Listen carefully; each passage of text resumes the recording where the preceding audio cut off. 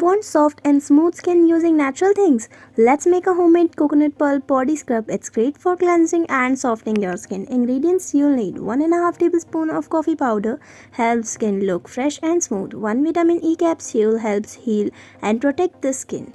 4 tablespoons of coconut pulp, gently scrub and keep skin soft. 1.5 tablespoon coconut oil makes skin smooth and shiny. How to make it? First, put 4 tablespoons of coconut pulp into a bowl, then add 1.5 tablespoon of coffee powder, then squeeze in 1 vitamin E capsule. After that, add 1.5 tablespoon of coconut oil. Mix everything well until it becomes thick and a little rough.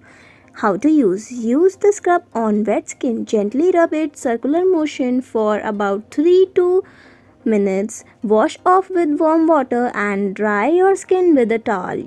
Use 2 or 3 times a week for soft and glowing skin. That's all. A simple and natural body scrub for glowing skin. So if you like this video, so please hit the like button, comment below which type of videos do you want more. Thanks for watching and don't forget to subscribe our channel.